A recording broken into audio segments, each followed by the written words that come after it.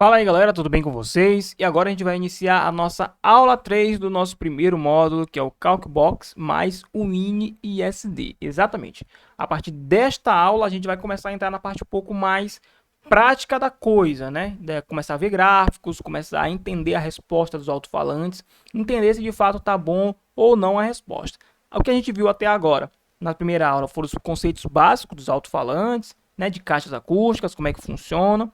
E na segunda aula a gente deu uma olhada na CalcBox, algumas peculiaridades que ela possui. Então é muito importante que você nesse ponto tenha assistido as aulas anteriores para não ficar perdido. Porque agora a gente vai dar uma olhada no WinSD com a CalcBox, ou seja, como é que eu pego os dados do WinSD e jogo, melhor, da CalcBox e jogo no WinSD quando eu preciso ver algumas informações a mais que o WinSD mostra pra gente na parte de gráficos, tá? Dá pra gente ter uma ideia boa se a caixa tá boa ou não, se você tiver um pouco mais de experiência. Mas se você não tiver, você está iniciando seus projetos, ou você está fazendo uma caixa que você nunca fez, eu indico demais que você primeiro use alguma forma de plotar essas curvas, por enquanto que a CalcBox não plota. A versão 2022 eu já estou trabalhando para que ela plote suas próprias curvas de resposta, você não precisa mais necessariamente ir no INSD para ver a resposta da caixa, tá bom? Mas por enquanto na versão 2021 eu sempre indico esse porque ele é o mais simples que possui, eu não consigo ver um outro programa mais simples do que esse. Então é muito fácil, vocês vão ver aqui agora como é que funciona.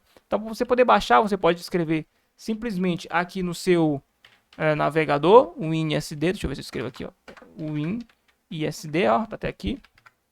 Vai aparecer esse site aqui, né? Linear Team.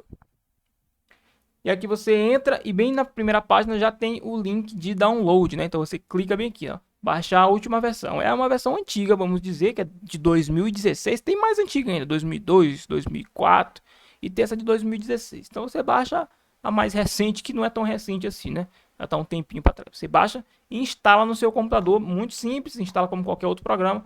Vai aparecer isso bem aqui, né? Esse ícone na sua área de trabalho e você clica e abre duas vezes. Primeiro eu vou explicar um pouco como é que funciona o programa, supondo que tenha pessoas que nunca viram e não sabem direito como é que funciona. E depois eu vou mostrar como é que a gente usa a CalcBox e começa a botar de fato dados aqui dentro para poder ter um projeto completo, tá bom? Então essa aula não vai ser, acredito que não vai ser muito comprida, mas eu vou tentar fazer bem resumida. Então, se por acaso tiver algumas dúvidas, é só comentar no grupo VIP, que a gente está lá para tirar todas as dúvidas, beleza? Então, ó, ele tem esse menu aqui que é bem intuitivo, é bem pequeno, né, na verdade, menu de arquivos. Ó, você pode abrir projeto, aqui aparecem os últimos projetos que a gente fez, né? Você pode clicar também. Então, ele vai procurar na sua pasta aqui de projetos, né? Ele salva aqui numa pasta específica, mas você pode salvar em alguma pasta que você quiser dentro do seu computador. Então aparece aqui os projetos, você pode trabalhar com vários projetos ao mesmo tempo. O que é projeto? Cada caixa aqui ele chama de um projeto, tá? Aqui é você criar um novo projeto, então quando você clica aqui, ele te dá alguns alto-falantes que já estão na base dele. Então você pode utilizar alguns, mas como são alto-falantes antigos, dificilmente você vai encontrar o alto-falante que você quer. Pode ser até que tenha, pode ser que não tenha. Então, normalmente não tem. Então, para você adicionar algum alto-falante, você pode clicar aqui em adicionar um novo alto-falante. Quando você clica, abre essa janela para você adicionar, ou você pode clicar aqui nesse alto-falantezinho que é Driver Database, né? E clicar que também vai abrir essa janela, né? Onde você também pode implementar alto-falantes, tá ok? Bora voltar para cá, para onde a gente estava. Se por acaso você já criou um alto-falante e você deixou salvo na base de dados, depois que você cria, você pode clicar nesse botão de Load, né?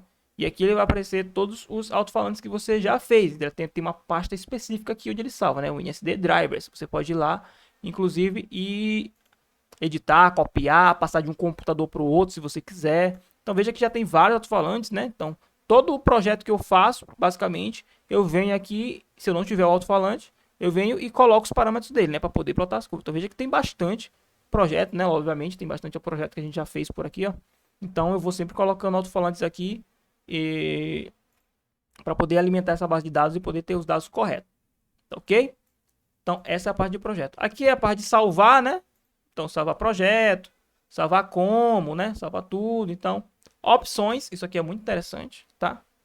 Porque aqui nessas opções ele vai pegar, você pode colocar o seu nome, né? No projeto, mas não é obrigatório isso aqui, não vai interferir muita coisa. Mas o que é importante mesmo é essa segunda opção, que é a janela de plotagem. Tá em inglês, galera, mas você vai perceber que isso aqui é muito tranquilo, tá bom? Do jeito que está aqui, ele está configurado já para mim. Pode ser que no seu ainda não apareça desse jeito. Pode ser que algumas coisas estejam diferentes. Então, você pode copiar essas configurações aqui para quando a gente for trabalhar, ficar parecido, beleza? Então, ó, presta atenção. A gente vai nessa primeira aqui, ó. Range de frequência, ou seja, faixa de frequência que eu quero que apareça na minha tela. Eu quero que apareça de 30, é o que aparece primeiro aqui, ó. Essa primeira linha aqui, que a gente pode imaginar que é o 0, não é 0, porque ele está começando de 30. Então, 30, 40, 50, né? Cada uma dessas é 10 até chegar no 100. Depois que chegar no 100, cada uma passa a valer 100. Então, 100, 200, 300, 400, 500, né?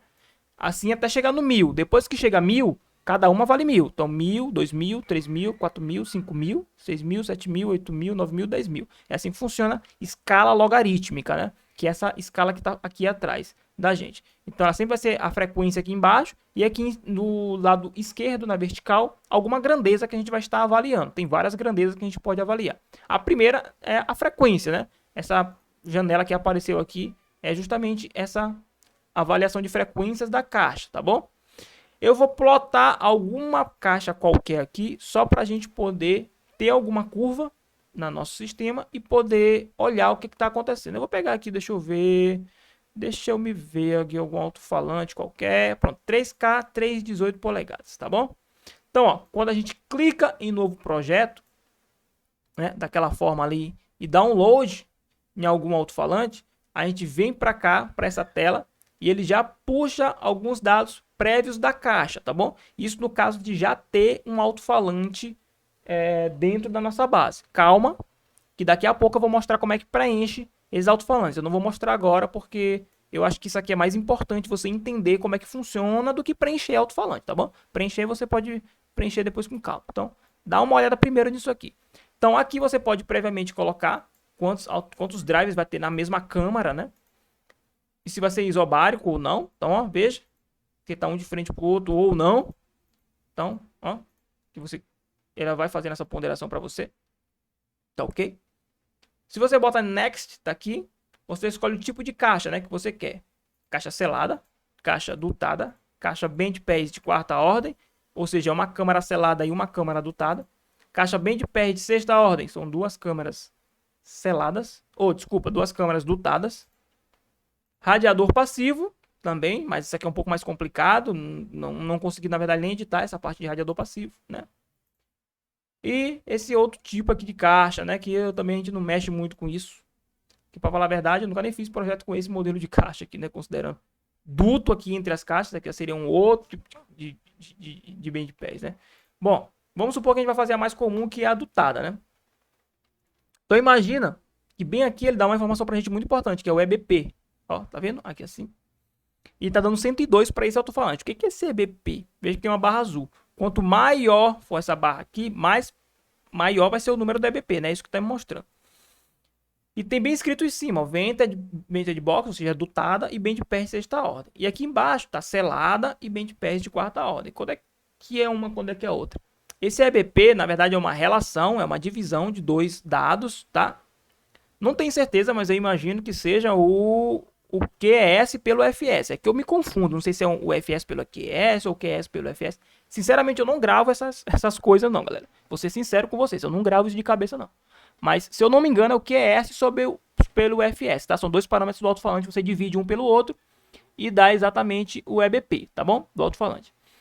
Se for abaixo de 50 para baixo, é mais apropriado você colocar ele numa caixa selada. Se for de 50 para cima, é mais apropriado você colocar ele numa caixa dutada, tá bom? Porque ele tem um bom controle de cone, é basicamente isso que vai dizer. Então a caixa pode ser selada, pode ser dutada, que ela vai ter uma boa resposta para ele. Nesse caso, como está no 102, então a gente pode ir tranquilo numa caixa dutada. A nossa Calcbox também calcula esse EBP, tá bom? Quando eu abrir ela, eu vou mostrar para vocês onde é que ela calcula na parte lá de falantes.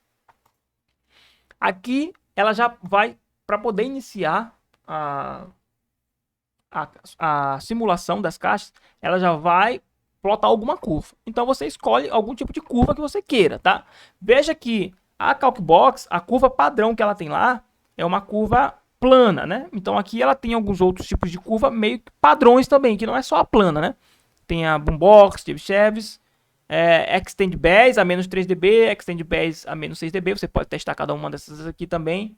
se você quiser, mas no nosso caso a gente está fazendo uma caixa específica, onde a gente vai dizer qual que é o volume e qual que é a sintonia. Mas aqui, você clica, ela já vai te dizer uma caixa, já vai te dar uma litragem e uma sintonia da caixa, tá bom? Eu vou botar que seja uma boombox, por exemplo, que eu quero, vamos supor que a gente queira bastante grave.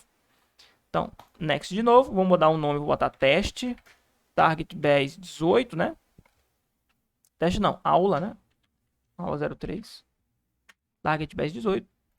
E vou criar, e aqui ele já criou uma caixa para mim, né?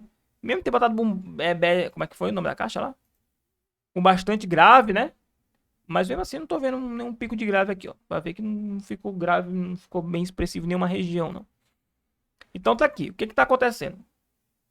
Nesse primeiro gráfico aqui, que é o que já estava presente, agora ele simplesmente só plotou a nossa curva aqui.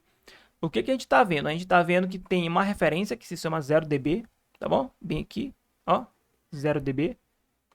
E uma outra que se chama menos 3 dB, que é onde está marcado esses pontos pontilhados. É muito importante isso aqui, a gente entender o que significa esses dois. Então veja bem, o 0 dB nada mais é do que a referência zero da caixa. Então se a gente está com uma resposta que está abaixo de 0 dB, quer dizer que a gente não está tendo ganhos. Na verdade, está tendo uma perda aqui em alguma coisa. Se a gente tem uma curva que está passando 0 dB, então quer dizer que a gente está tendo um ganho nessa região. Para a gente poder ficar um pouco mais claro, saber onde é que está ganhando, onde é que está perdendo, tá bom? Então é por isso que a gente vai por essa regra aqui do 0 dB. O menos 3 dB significa que nesse ponto bem aqui, nessa frequência, eu tô com menos 3 decibéis, você pode ver aqui em cima no canto, onde está passando o mouse. Eu tô com menos 3 decibéis, que é a referência, né? Que a referência é o zero. A referência é o zero, então eu tô a menos 3 dB. Então esse aqui é o F3 da minha caixa, né?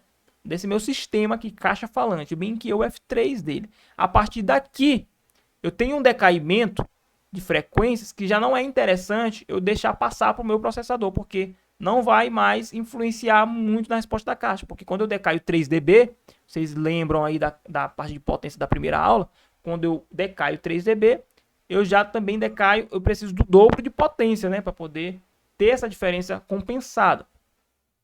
Então veja que daqui para cá, eu já tenho um decaimento maior que 3 dB, então a potência ela já diminuiu mais da metade. Então a gente não vai considerar muito essa parte para cá como resposta da nossa caixa. Então o F3 da caixa é aqui, menos 3 dB, beleza?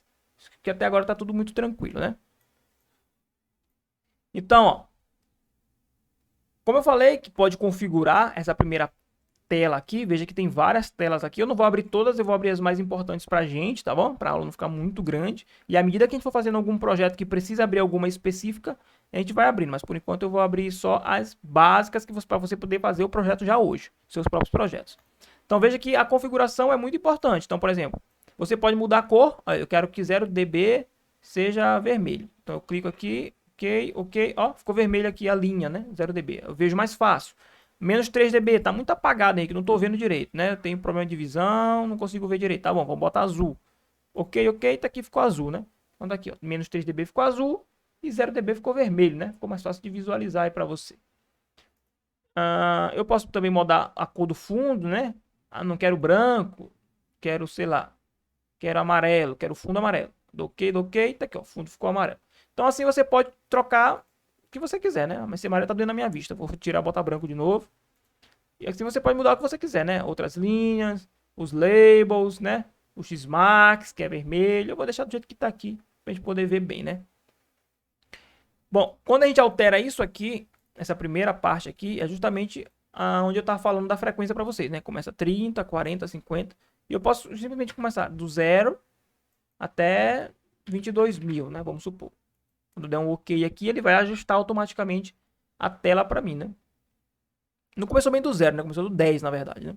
Então 10, 20, 30, 40, 50. Então, dependendo do que você ajuste aí. Não, Henrique, eu vou trabalhar com médio grave agora. Então, não me interessa frequências abaixo de 80 Hz. Tudo bem, você pode colocar de 80. O médio grave vai terminar a menos de 10.000. Tudo bem, você pode colocar 10.000. Então tá aqui, ó. Ele está começando bem de 80 e está indo até 10.000. Mas por que é interessante eu fazer isso ou não, dependendo da situação? Porque percebe que ele dá um zoom nessa região. Então, se eu quiser ver algum detalhe aqui entre 100 e 200 Hz, é mais fácil eu ver quando tá desse jeito aqui, que eu tô com um zoom, então eu consigo medir aqui mais fácil, ó, do que quando tá aqui, por exemplo, de 0 a 20 mil, né? Então, ó, 100, 200 Hz está mais apertado aqui, né? Então, você pode alterar isso daí. Eu coloco de 30 porque dificilmente eu faço algum projeto abaixo de 30. E eu mato em 16, que também dificilmente eu faço algum projeto de driver que suba mais que 16. Acho que não vai nem isso, na verdade. Acho que o driver mais alto que eu já devo... O driver não, o médio grave mais alto que eu já devo ter feito. Nem sei, deve ir uns 6 mil, 7 mil. Então, mesmo que eu bote 10 mil aqui, ainda é um range bom que cai para a maioria dos alto-falantes de grave e de médio grave, né? Beleza, galera? Até aqui tá tudo tranquilo.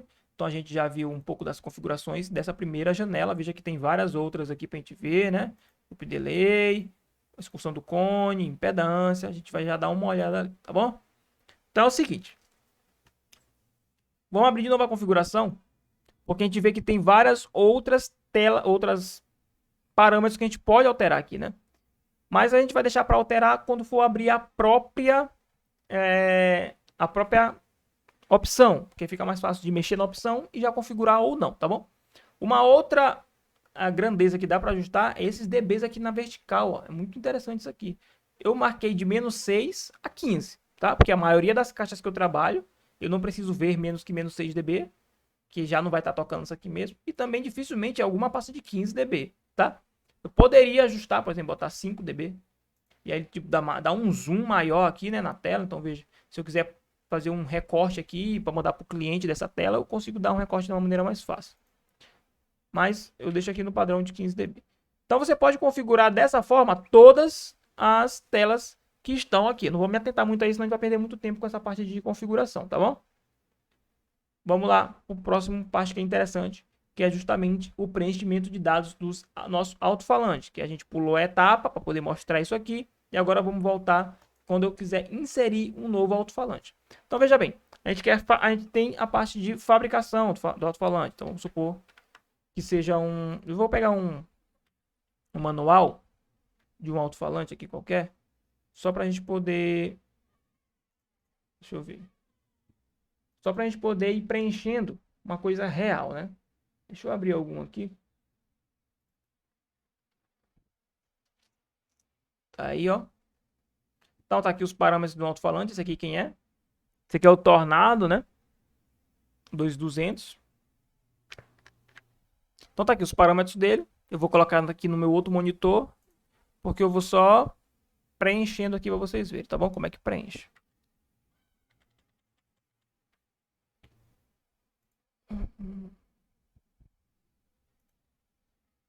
Espera aí, ó, tá aqui.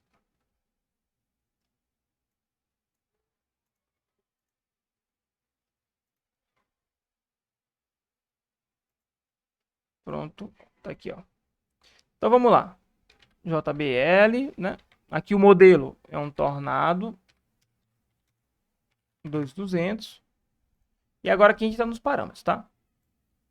Os parâmetros é interessante porque você pode olhar isso aqui e ver que é muita coisa, mas na verdade não é. Você não precisa preencher tudo porque a maioria desses parâmetros eles se correlacionam uns com os outros, né?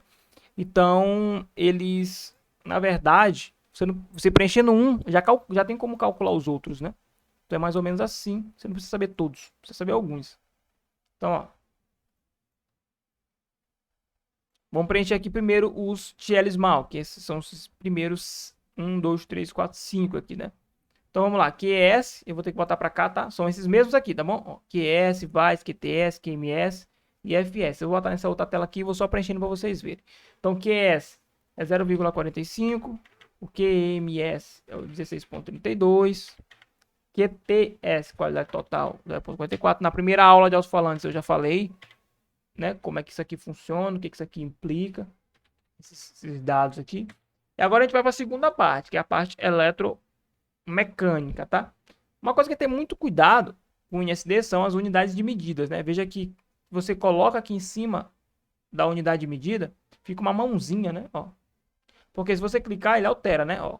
Era grama, ficou quilo, ó, grama, quilo. Então, se você clicar aqui, você acaba alterando a unidade de medida. Então, a unidade de medida aqui tem que estar exatamente igual a unidade de medida que está lá no manual, tá bom? No caso, o MMS que está no manual... Cadê MMS? Vamos procurar onde é que está o MMS.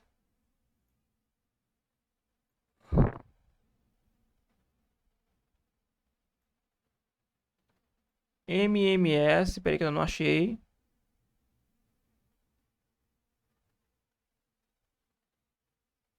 Tá bem aqui, ó, MMS. Que é a nossa massa aqui, né? Então ela também tá em gramas, ó, tá vendo? Gramas e libras, né? A gente vai usar a primeira que é em gramas, que é 182,7. Então tem que ter muito cuidado com essas unidades de medida. Colocou o primeiro parâmetro e você dá um Enter, dá um Tab, o que acontece? Ele já calcula, né? Ó, os outros, todos que estão de azul aqui, foi ele que calculou, né? Então a gente preencheu o primeiro, ele já calculou os outros. Você pode até conferir depois aqui se está correto no manual. Senão você pode vir e alterar. Então, um outro dado que eu vou preencher agora é o RE, né? Que é resistência elétrica. Aqui no manual, o RE... Deixa eu ver se eu acho aqui de novo. Ó, 3,4 ohms, né? Resistência elétrica da bobina. 3,04. Então, vou botar aqui, ó. 3,04. Vírgula, né? 0,4. Cuidado para não errar. Então, tá aqui, ó. Já calculou o meu BL, né? Então, veja que o BL aqui apareceu 18,7. Eu posso confirmar lá no meu manual. Aqui tá 17,8. Ficou bem próximo, mas não ficou igual. Então, eu vou ajustar. 17,8, na verdade. Então, tá aqui. Né? O SD, por exemplo, também ele já calculou para mim, é 831. Mas eu posso vir aqui e calcular o SD, né? O negócio é eu achar aqui, ó. Ó, aqui tá diferente a unidade de medida, então presta muita atenção. Ó. Aqui tá em metros quadrados. Ó, bem aqui, ó, 840 metros, 0,0840 metros quadrados. E no INSD tá 830 centímetros quadrados. Então, para poder ficar igual, eu posso clicar aqui, ó. E deixar em metros quadrados também, ó. Ó, pronto. Então, 0,0831, não, é 0,0840. Ó, ficou bem próximo. Tá bom? E assim a gente vai preenchendo todos os dados. O LE, que é a indutância da bobina, né? Vamos dar uma olhada aqui. Não são todos os fabricantes que colocam LE, né?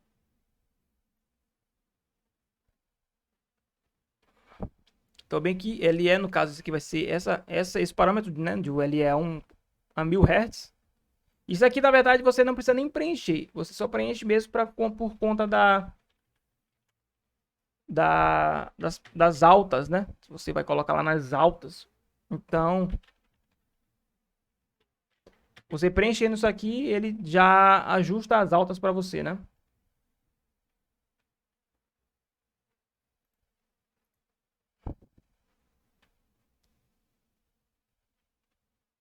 O que você não tiver de parâmetro, você não precisa colocar, tá bom? Você só coloca o que você tem.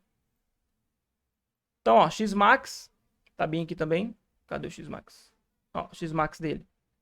7,75 milímetros, muita atenção na medida. E veja que essa aqui, como a gente falou na primeira aula, já está considerando 10% de distorção. Então, 7,75 já está no limite. Então, 10% de distorção. 7,75. Né? Esses outros aqui, a altura da bobina, a altura do gap, você não precisa colocar. Porque é para calcular o Xmax, mas você já colocou o Xmax. Você pode colocar o Xlim aqui também. Que no caso desse é 21 milímetros. E tá aqui. Com esses dados são suficientes para você preencher, tá bom? Você vai ver que, na verdade, esse LE, esse FLE, que é a 1000, e que é o LE na frequência de ressonância também, né? O FLE. Você não precisa preencher também, porque ele também já consegue calcular para você, tá bom? Então, você vai ver que, na verdade, não são muitos parâmetros. Fazendo isso aqui, você vai ver que, fazendo 1, 2, você vai perceber que ele é mais simples do que parece. Ó, aqui já preencheu para você também. Então, você também não precisa se preocupar com isso. E as dimensões, né? Isso aqui já é um pouquinho mais complicado. Eu testei, não consegui calcular. Se você conseguir calcular, você me avisa aí. Eu testei isso aqui, não deu muito certo. Lá na Calcbox ele calcula isso aqui bem para você, né? Aqui eu não consegui calcular. Depois disso é só salvar, né? Como já tem um Tornado 2200, eu vou botar isso aqui como teste aula, né? Vou de 15, né? Só pra gente poder saber, para não apagar o que eu já tenho lá. Que eu já tenho salvo. Beleza? Então agora, eu vou dar um load nele. Nesse tornado teste aula. Vou colocar uma caixa dotada. Vamos botar boombox para ver o que aparece aqui. E vou botar tornado teste aula. Beleza? Ó, ele já deu um pouco mais de grave do que o Eros, né? Pelo menos no alinhamento padrão que já veio, tá bom? Veja que eu tenho duas curvas verdes aqui, né, galera? Isso não é interessante porque pode confundir. Então eu posso simplesmente clicar aqui no que eu quero, ó. Eu quero mudar o tornado, não quero que ele fique verde. Vem com o mouse aqui onde tem embaixo color. E aqui eu posso alterar o tipo de cor que eu quiser, né? Vamos botar um vermelho aqui no tornado. Então agora a curva do tornado está vermelha, né? Não consigo comparar uma com a outra aqui de uma maneira mais fácil, mas visualmente mais fácil. Beleza? Então, ó, veja que ele botou uma caixa de 90 litros por Eros e 35 Hz, né? Então ela ficou assim, bem... Ela desce bastante, mas não tem muito pico. Isso é bem óbvio, porque o Tornado ele tem mais sub do que o Eros, né? Então ele subiu mais, mesmo com a sintonia mais alta e com a caixa menor, ele subiu mais aqui na região do subgrave, né? Então ele veio descendo aqui até 40 Hz, né? Então realmente tá uma caixa bem, com um grave bem, com subgrave bem presente, né?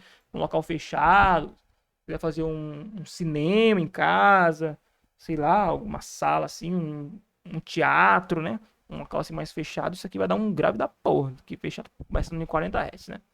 Então, galera, essa é a primeira tela e é a mais importante, tá bom? Essa é a mais importante.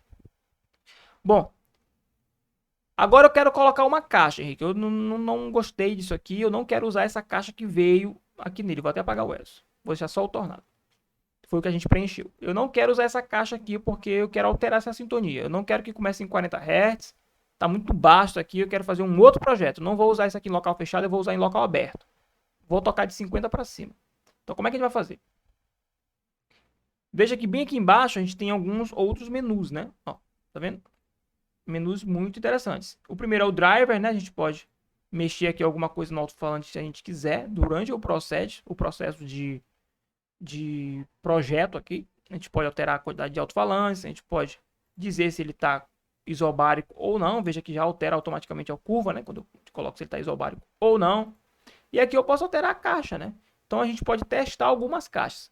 Então o que eu aconselho, na verdade, quando você não sabe nada sobre o alto-falante?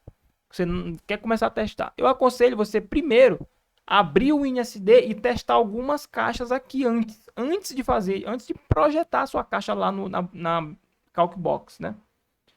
Porque o que acontece? Muitas vezes quando a gente está iniciando a fazer projeto, a primeira ideia é começar a mexer nas medidas da caixa, né?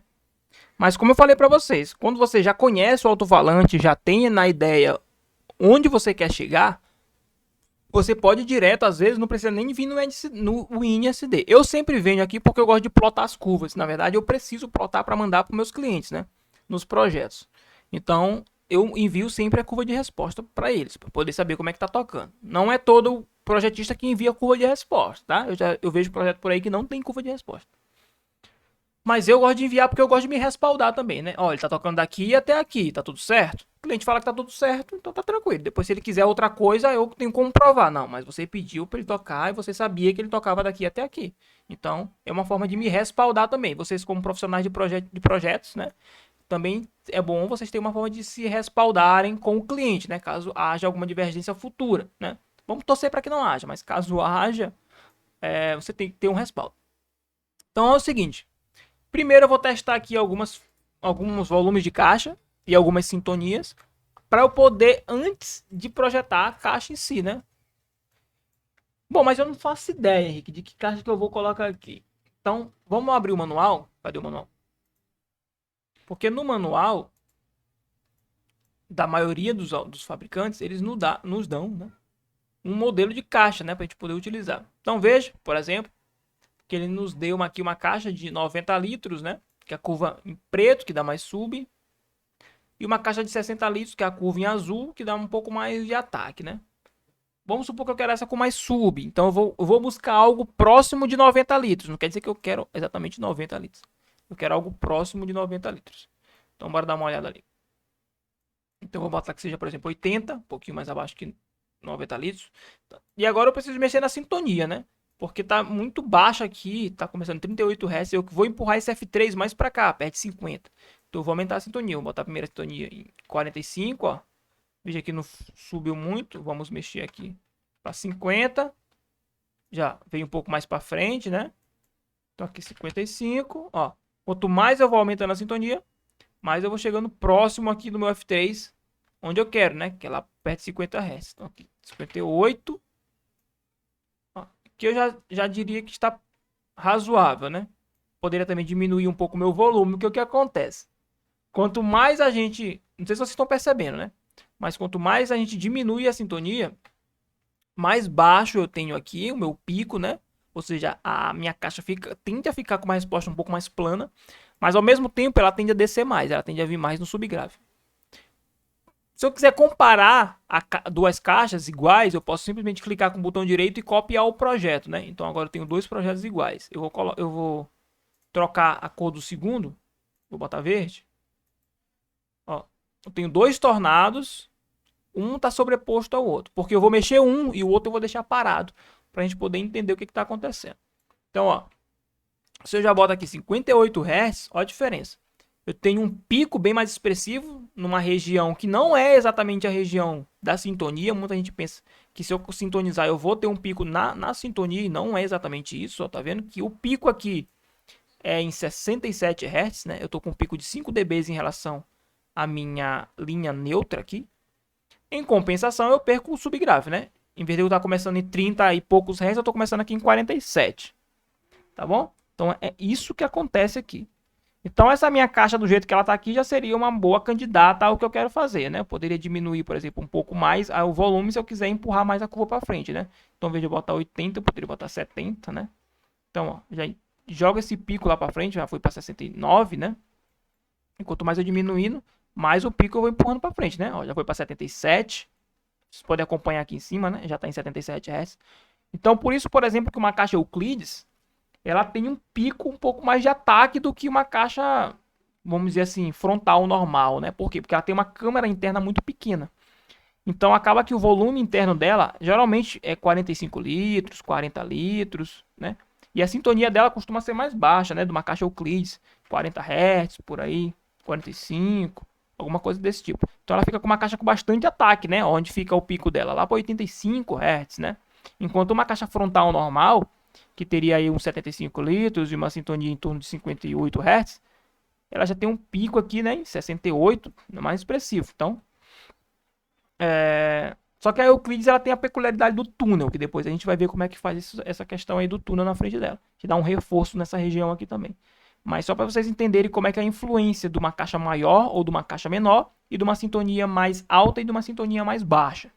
Tá bom? Vendo na prática como é que funciona isso aí. Então, o que é que você ou seu cliente quer? Você quer um som de mais ataque ou você quer um som de mais subgrave? Não, eu quero um som com muito subgrave. Então, eu quero algo mais próximo disso aqui, ó. Dessa minha primeira curva da vermelha.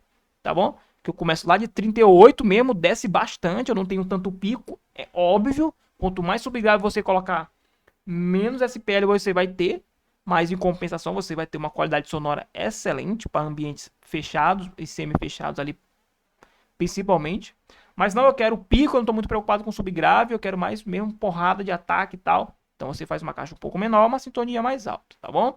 Mas isso não é suficiente. Tem um outro ponto que é extremamente importante, que a gente precisa analisar sempre, 100% de todas as vezes, que a gente estiver fazendo uma caixa, que é a excursão do cone, tá? A excursão do cone, a gente colocou aqui, que era 7 ponto alguma coisa milímetros, né?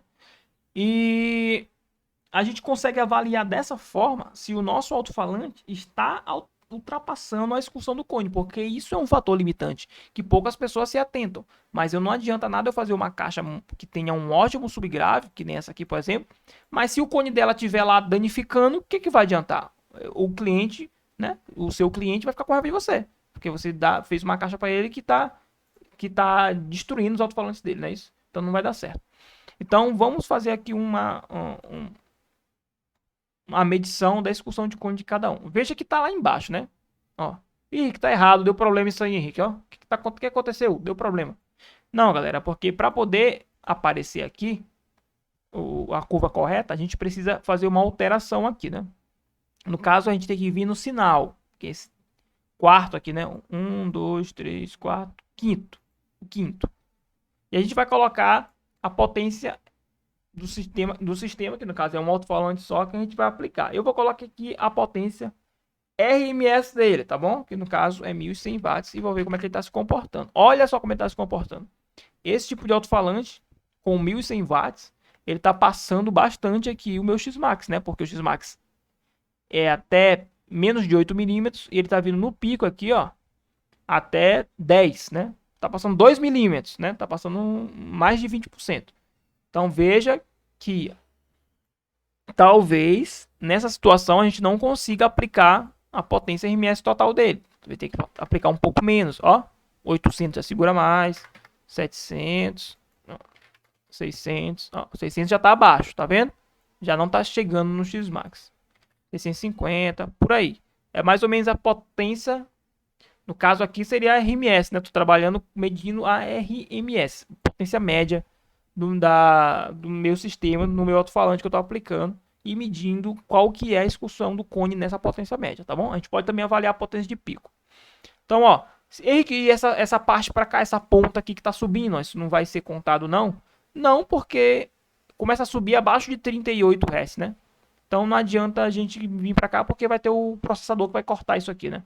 Não vai tocar essas frequências. Então é só isso aqui que adianta, tá bom? Agora a outra curva, né? Vamos aplicar os mesmos 1100 watts. Então, olha o que acontece, né? O meu segundo projeto com 1100 watts, ele está exatamente no X-Max. E foi coincidência, tá? Eu não tinha feito essas caixas antes não, tô fazendo com vocês agora. Deu exatamente nos 1100 watts que eu preciso e exatamente na expulsão de cone que eu preciso. Então, essa caixa aqui, essa segunda caixa que a gente fez, que ela é uma caixa um pouco menor e tem a sintonia mais alta, ela tem... Menor não, né? Ou era maior?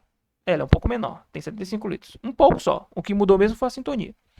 O que alterou bastante nela? O excursionamento do cone. Que eu consigo aplicar os 1100 watts e ela segura bastante o cone, né? Bom, mas tem uma outra coisa importante que influencia muito nessas nossas curvas, principalmente na excursionamento, que é o quê? Que é o nosso filtro high pass, né? Então, ó, a gente clica aqui em filtros, a gente clica em mais, e bem aqui aparecem vários tipos de filtros que a gente pode colocar nela, né? Então, eu vou colocar um high pass aqui, que é o passa alta, que é onde eu quero que comece. Aqui eu consigo mudar o tipo de filtro. Se é Butterworth, Link-Wheats-Riley, Bessel, né? O mais utilizado que a gente usa nos nossos processadores ou é Link-Wheats-Riley ou é Butterworth. Eu vou deixar o Butterworth, que é o que normalmente quase todo mundo usa, tá bom? E eu quero que ela comece 50 Hz, tá bom? Um corte de segunda ordem, depois eu vou mostrar isso aqui para vocês. Depende da atenuação, né? Se é de 6 dB por oitava, 12 dB por oitava, 18 dB por oitava, assim vai. Quanto maior essa ordem aqui, mais dB por oitava né? No caso, 2 são 12 dB por oitava, tá bom? Vou botar 3 aqui, que são 18 dB por oitava. Aqui bota 0. E aqui adiciona. O que é que faz? Ó? Veja que ele deu uma segurada, eu consigo ligar e desligar. Quando eu desligo, ó, e quando eu ligo, tá vendo que altera bastante o comportamento da curva? Ó, porque ele tá filtrando e aconteceu exatamente o que eu falei, né? Aquela ponta que tava lá para cima, ó, ela simplesmente desce. Por quê? Porque tá filtrando todas as frequências. Eu vou fazer exatamente a mesma coisa no outro tornado, né? Na outra caixa. Aqui foi terceira ordem, que é 18 dB por oitava, aqui 50 Hz. Um filtro high pass, aqui botar 0 e adiciona. Ó, mexeu quase. Esse aqui não mexeu. Pera aí. 50 Hz. Isso. No caso, esse primeiro não é 50 Hz, né? Exatamente, porque o F3 dela tá aqui em 38, né? Então ela é para ter um mais subgrave mesmo. Então, na verdade, eu vou ter que cortar ela um pouco mais baixo, né? Vamos botar aqui 40 Hz para poder ficar mais real, né? Beleza? Então, ó, aqui na curva de resposta a gente já está na tela de curva de resposta, né? Então aqui também altera, né? Quando eu ligo e desligo os nossos filtros, né? No caso aqui o high pass, tem outros filtros também, ó. Ó, liga e desliga. Ele já dá uma mexida no nosso SPL, dá uma mexida aqui também na curva, né? No comportamento da curva. Então é bom a gente analisar. Então a gente está analisando isso aqui e está analisando a execução do Condes. Para mim, na minha concepção, são os principais que você vai mexer para poder dizer se um projeto está bom ou não. É na curva de resposta, se está do jeito que você quer, se está subgrave, se está de ataque, como é que tá, e na execução do cone, porque você não pode trabalhar com um excursionamento excessivo no seu alto-falante, tá bom? Olha, veja o que aconteceu. Vou aqui no sinal.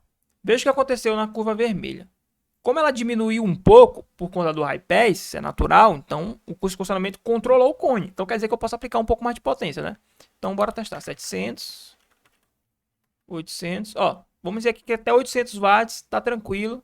No meu outro tornado, tá até 1100, eu vou manter os 1100 RMS, ele continua abaixo desse excursionamento do cone, já estava nesse excursionamento, fez um corte, melhorou mais ainda. Bom, mas tem um outro corte que a gente precisa fazer, porque o nosso alto-falante, ele começa em 50, mas ele para em algum lugar, né? Ele não toca para sempre. Ele vai parando em algum lugar aqui. Então, aonde que a gente vê isso? Normalmente, os alto-falantes a gente corta 150, 130, 140. Mas tem algum parâmetro, Henrique, que a gente consegue ter certeza de até onde vai tocar? Tem, que é a curva de impedância. Você pode vir aqui e abrir a curva de impedância. Então, veja, eu vou deixar só uma ligada para ficar mais fácil, tá? Vou começar pelo vermelho. Então, veja que a sintonia da caixa... Deixa eu ver aqui, onde é que a gente fez? 40 Hz, exatamente aqui no pico, no meio do vale, né? Porque para cá tem uma outra curva, só que não está aparecendo, uma outra ponta. Então, no meio aqui dessas pontas, que são duas pontas, né, tem a parte mais baixa, que é a sintonia da caixa. Depois ele tem o pico dela, ó, que é a parte de maior deslocamento, que é 65 Hz, se a gente for lá no deslocamento. Ó, em torno de 60 Hz, ó, 60 e pouco, é onde tem a região que vai ter esse maior deslocamento. E depois ele começa a decair. Então veja que aqui eu tô com 36 ohms, né? Então, ó, e passou disso aqui e vai decaindo, decaindo, decaindo, decaindo. Então, ó, veja bem. A impedância do nosso sistema lá, do nosso amplificador, deixa eu ver. Esse aqui, no caso, ele é um... Ó, ele é um alto-falante de 4 ohms, né? A resistência elétrica é 3,04. Então, a impedância dele é 4 ohms. Então, a gente vai tocar isso aqui até onde?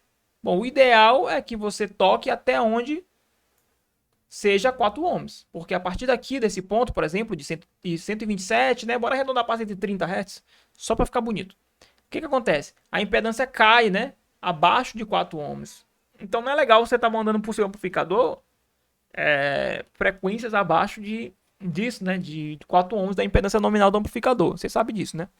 Então, um ponto para você estipular a parada de até onde vai tocar é isso aqui, né? É onde começa a diminuir da impedância do nominal do seu amplificador, né? Se é só até 4 ohms, você pode limitar exatamente onde está 4 ohms. Nesse caso, seria 130 Hz. Mas não é bem isso aqui que o amplificador vai ver. Porque como isso é uma curva, né? Na verdade, ele vai fazer meio que uma média, né? Dentro do amplificador lá. Então, a impedância vai acabar oscilando bastante, mas se a gente colocar muito para cima daqui, então a impedância vai ficar muito baixa, né? Pode danificar o amplificador, pode danificar seu alto-falante. Então vamos matar esse alto-falante aqui em 130 Hz, que a gente já sabe como é que faz. Então adiciona. E agora um filtro passa baixa. Eu vou fazer também de quarta ordem, não, de terceira ordem também, que é o 18 dB por oitava. Quando eu for falar de horn rasp, lá no horn rasp aparece bem direitinho isso aqui, tá? Na próxima aula a gente vai falar de horn rasp. E aí dá de ver cada ordem disso aqui, como é que funciona direitinho. Lá aparece as duas maneiras. Eu vou fazer em 130, né, o corte. Então adiciono. Pronto. Ó, veja que a curva de impedância não alterou, mas se a gente ver nossa curva de resposta, alterou bastante, né? Que agora eu tiro o começo e tiro o fim, né? Então tá aqui a nossa curva de resposta do alto-falante. Se a gente for lá na execução do cone, não alterou muito, né? Porque tá mexendo na parte da frente da curva. Então ficou dessa forma aqui, ó. Beleza? Ó. Mesma coisa para o outro tornado aqui, né? Deixa eu desligar o vermelho só para não confundir. Vou fazer um pouco mais rápido, que agora você já entendeu como é que funciona, ó. Esse aqui ele já toca até 133, ó. Toca parecido, né? 133 e tal. Poderia até subir um pouco mais. Eu vou botar aqui até 150 nesse, que ele tem um grave um pouco mais de ataque. Aí, mas tá 3.7. Como eu falei, não tem tanto problema, porque ele vai ver meio que uma média. O amplificador vê uma média disso aqui, né? Que ele tem ponto mais alto, tem ponto mais baixo. Eu não posso extrapolar demais isso aqui. Então, ó. Adicionar. Low pass. Foi terceira ordem que eu coloquei no outro, não foi? 140, tá? Seja generoso aí, 140. E adicionar. Ok? Agora vamos dar uma olhada aqui na nossa curva. Ó, como ficou. As duas curvas aqui, né? Esse aqui expressivamente mais picudo na região aqui dos 60 e pouco, 70 Hz, né? E esse outro aqui descendo bem mais, né? Ó, veja que ele desce mais. Só que ele não tem tanto pico, né? Ele é um pouco mais plano. Então tem um subgrave mais consistente, aquele subgrave mais pesado, né? Então você consegue avaliar bem aí os dois graves. Esse aqui vem até mais para frente, né? Ó, veja que ele toca até lá na região de 150, enquanto esse aqui tá tocando, morre mais cedo, né? Ele morre até 130, ele já tá morrendo aqui, o amplificador já tá matando. Então são alto-falantes que têm resposta diferente. E na hora da gente fazer comparações, você tem que comparar, por exemplo, a mesma frequência. Então vamos supor em 100 Hz. Eu quero saber como é que é a resposta dos dois alto-falantes em 100 Hz. Então você clica aqui, ó. E deixa essa seta aqui, ó. Isso aqui é com o mouse, tá? Você clica com o mouse e deixa clicado e você vai arrastando. Deixa em cima de 100 Hz. Então veja que quando chega em 100 Hz, no vermelho tá menos 0.4 dB. Menos 0.4. Vou até anotar isso aqui em algum lugar. Deixa eu ver, acho que tem uma parte que eu posso anotar aqui, ó. Menos 0.440. No outro, os mesmos 100 Hz já são 2,124. Deixa eu anotar lá. Ué, cadê? Sumiu? Ah, se eu não gostei. Mas tá lá, ó. 2... Cadê? Ó, 2 dB de diferença. Vamos botar assim, 2. O outro tá 0.4 negativo e esse tá 2 dB positivo. Então você vê que é mais de 2 decibéis de diferença. Quase 2 e pouco decibéis de diferença, né?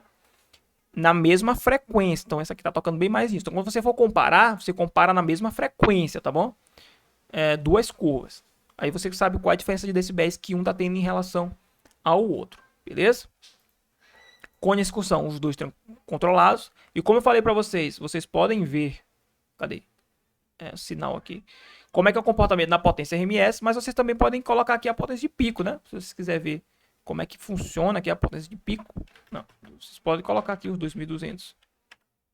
E não vai ser o dobro da excursionamento, tá? É um pouco mais, mas não é o dobro. Porque veja que o 1100, ele excursiona 7.3 milímetros. É sempre aqui, ó. 7.3 não, 7.3 milímetros. E quando vai para 2200, se fosse o dobro ia para 14, né? Mas não vai para 14 não, vai para 10, 10.4, né? Aumentou 3 milímetros. E aí que tá passando muito, tá passando bastante. Só que aí o que acontece? Como isso aqui é o pico, e provavelmente você não vai estar o tempo todo no pico, então aqui vai ser momentaneamente, pode ser que ele passe do X-Max. Como eu falei para vocês, não é um problema se ele passar momentaneamente, né? É um problema se ele ficar por muito tempo aqui, porque pode danificar o alto-falante, né?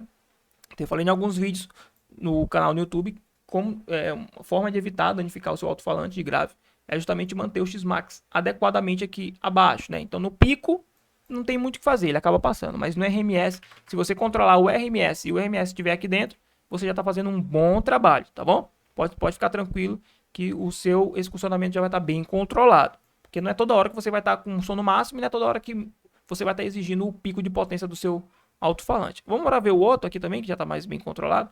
Veja que eu estou com 800 watts, ele só conseguiu chegar em 800 watts. Mas bora fazer o seguinte, vamos supor que a gente aplique os 2.200 nele só para comparação. Para onde que vai? Então, ó, ele foi lá para 13 milímetros, né? Então, o que vai acontecer? Deixa eu colocar aqui o outro de volta para 2.200 também. O que vai acontecer nesse caso aqui? Ele está com um X-Max bem maior do que o nosso primeiro, né?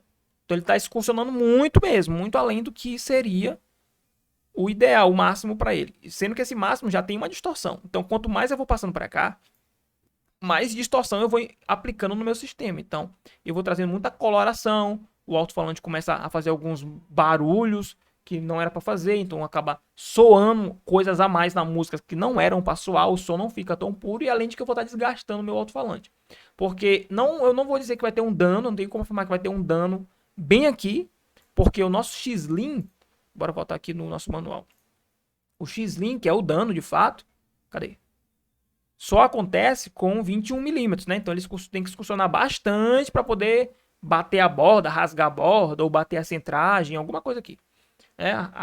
Rasgar a aranha, bater a bobina no fundo do ímã. Então, para acontecer alguma coisa desse tipo, precisa chegar a 21. Ainda está longe, agora que está em 13. Mas mesmo assim eu vou ter bastante distorção. E com o tempo, né? Eu estando aqui muito com a minha música muito sempre acima, né? Vamos lá. Porque a RMS já está acima do X-Max. Então a minha música quase toda vai estar acima do X-Max. Enquanto estiver tocando, o que vai acontecer? Eu vou estar diminuindo a vida útil do meu alto-falante. Tá bom? Basicamente é isso. Ele vai ficar mais mole. Ele vai começar a talvez fissurar ali ao redor da borda. Então são coisas que podem acontecer. Beleza? Então, galera, basicamente para iniciar um projeto de caixas aqui no WinSD, a gente precisa entender como é que plota aqui nessa parte de curvas, né? Nessa primeira curva aqui, que é a curva de resposta. A gente precisa entender como é que funciona a excursão do cone, como é que o nosso sistema está se comportando. E a gente precisa entender também como é que se comporta a impedância, né?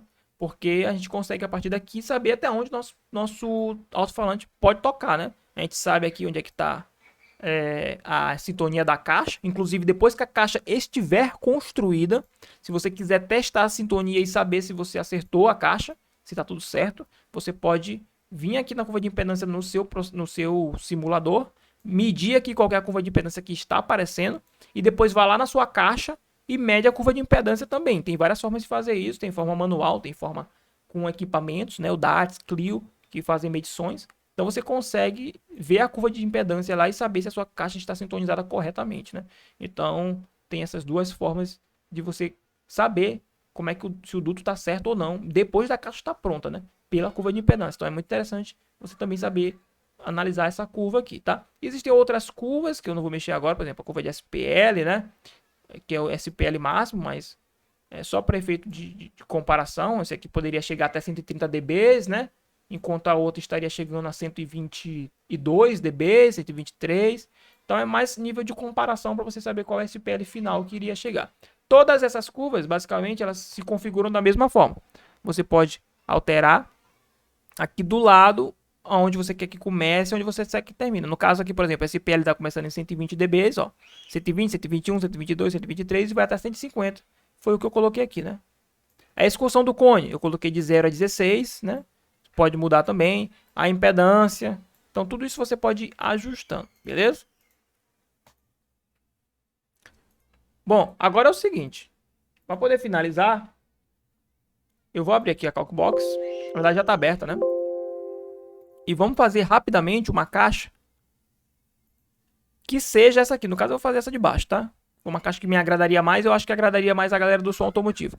É uma caixa de 75 litros com 58 Hz. Então, como é que a gente faz? Vamos supor que o nosso alto-falante, eu acho que tem aqui no manual quanto volume ele ocupa na caixa. Deixa eu só confirmar aqui. Ó, bem aqui, ó. Volume ocupado pelo alto-falante, 6,1 litros, tá bom? Então ele já disse pra gente. Então eu vou digitar aqui. Eu vou construir aqui bem rapidinho uma caixa. Vamos supor que seja essa. Que ela tenha 75 litros e 58 Hz. É isso? Deixa eu ver lá. Porque eu sou meio... Minha memória não é muito boa, não. 75 e 58. Então vamos procurar aqui, ó. Vamos lá. Uma altura... Eu vou chutando inicialmente, né? Medidas de altura e largura. E depois eu ajusto a profundidade para que a profundidade dê a litragem que eu quero, né? Então veja que só esses dois parâmetros aqui já deu um volume bruto de 86 litros, né? Eu quero 75. Então, estou no caminho certo, porque meu volume real sempre vai ser menor do que o volume bruto, né? Então, ó, a largura do duto eu vou botar 7 centímetros. Frequência 58. Vai ter... Como é desse jeito, eu vou botar 2 quebra-canto lá no fundo de 10 centímetros. 2, ó, tá vendo? Não é reforço tipo cruz. Não é grade, não vai ter manta. Então esses aqui eu não preciso mexer em nada. Só esses aqui. Então esses quebra-cantos são 2, porque é um no canto aqui do fundo e um outro nesse outro canto lá do fundo, tá bom? Então, ó, depois que tiver o alto-falante, o quebra-canto e o duto, a minha litragem foi para 70. Não tá do jeito que eu quero ainda. Eu preciso que ela seja 75. Então eu vou dar uma aumentada aqui nessa profundidade dessa caixa. Ó, 78. Passou. Vou botar 48 centímetros de profundidade, vou botar 47.